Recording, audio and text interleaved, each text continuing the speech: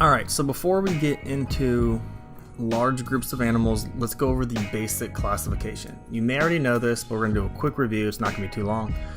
Organisms are broken into kind of a pyramid. They have tiers and they have categories so that it's easier to tell where they fall into. And it was developed largely because we needed a way to organize all the organisms. We actually needed to put them into their own category where it made sense, so that even when we discovered a new organism or you found a creature you'd never seen before, you still kind of had a spot for it. You didn't want every new discovery of a new worm to make you rewrite the whole thing.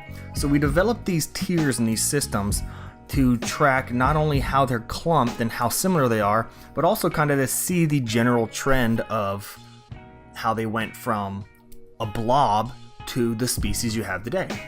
Starting from the largest, you have 3 domains. This is broken up into 3, so every living organism on the planet falls into these 3. The domain encompasses everything. Once you start breaking that down even further, you have kingdom. After that, you start breaking down into a whole slew of phylum, class, order, family, genus, species. Classes can be like mammals, birds, reptiles, amphibians.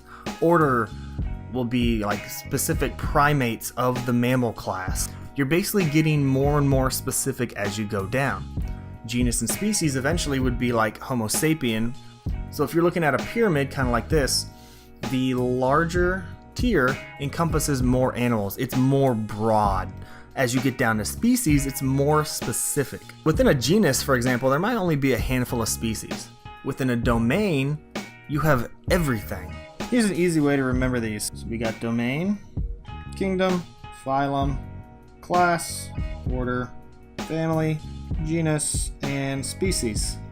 You can remember this dumb little saying.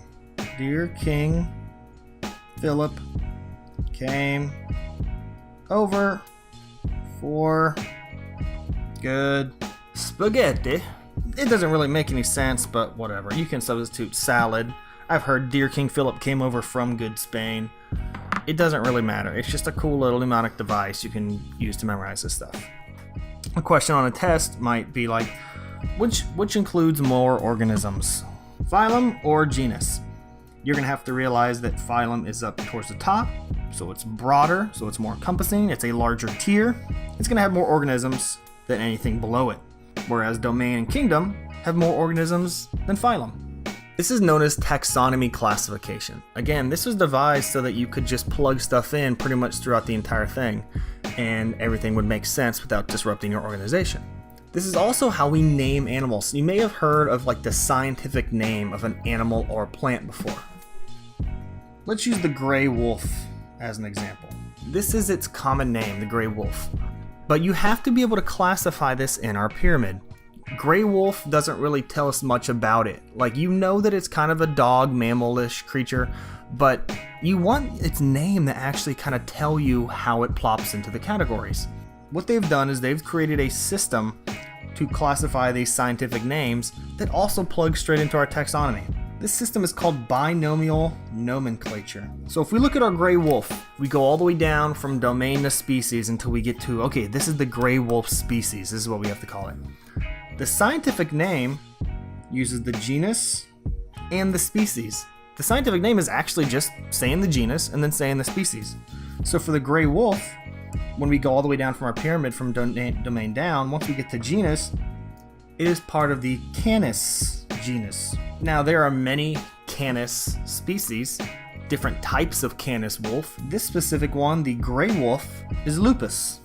So this is Canis Lupus. If you read the Harry Potter books, you kind of understand the play on words they used. Professor Lupin was a werewolf. That's based off lupus. This is all Latin words, so a lot of these derive from Latin, which is largely a dead language spoken, but it's still used a lot in science and biology and medicine. They use these Latin words for prefixes and for naming stuff. It's almost the language of a lot of science. So we know just by looking at this gray wolf's scientific name, it's in the Lupus species. We know this exact type of gray wolf based on Canis and Lupus. Now there's a couple rules for binomial nomenclature. Rule number 1, when you're writing these out, the genus is capitalized. and species is lowercase. This is just rules for writing this. They just wanted to keep it consistent so that you always can recognize, okay, that's a scientific name. So they gave it little special rules. If you're writing it out, you're going to underline it.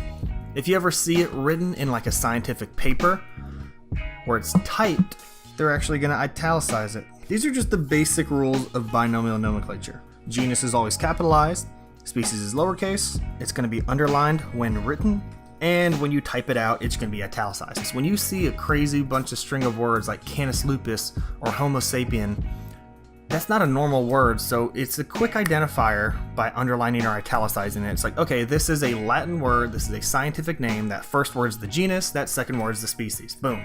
Automatic classification. So now we can expand real quick into the broader big picture. We've gone through our entire pyramid, and we eventually get to the species. So here's our species down here. We'll use wolf again for an example. This is the gray wolf down in our species. If I put 5 wolves together and they kind of form a little pack, they all live in about 5 acres of wooded area. If you put several of the same species together, you've now formed a population. 5 wolves.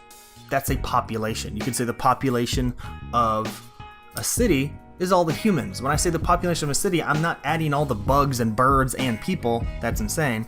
The population is just talking about one species. Now, if I add in the other species, so say I take my 5 wolves, and also in that same forest, there's 30 rabbits. If I'm talking about more than one species, this is now a community. I've taken several different populations and combined them to be a community. The next thing I want to add in, if I want to make my little forest or whatever nice, is I have to add in the environment that's not living. So I still got my 5 wolves, I got my 30 rabbits, 8 tons of rock. And again, this is just all the non-living things. It can be sun, it can be water, it can be rock. This is going to be my actual ecosystem. An ecosystem has simply taken the living things and combined with the non-living things. And then finally, you add in all the ecosystems on the planet and you get what's called a biosphere. Sometimes people will put an extra category in between biosphere and ecosystem called a biome, which is just a portion of the biosphere, but it really doesn't matter. What you're looking at is you have one organism going to many of that organism, going to many types of organisms, going to living and non-living stuff, and then finally going to all stuff. You're going from very specific to all-encompassing. You're kind of going the opposite direction that we came from the domain. You started out broad, including everything, got real specific to this species, then you started adding stuff in until you got to the biosphere. And you can do this with anything. You can do this with this little prairie dog guy. Prairie dog guy finds more prairie dogs. Then you add in some bugs and some cactus and some plants. Then you add in rain and some fire and some weather. And then finally you get the entire thing. The biosphere, which includes everything. And that is the largest classification on Earth we can really look at. Everything we have falls into the biosphere. And anything we discover on Mars or on some other planet, we'd have to expand our classification and organization. But until then, this is what we got.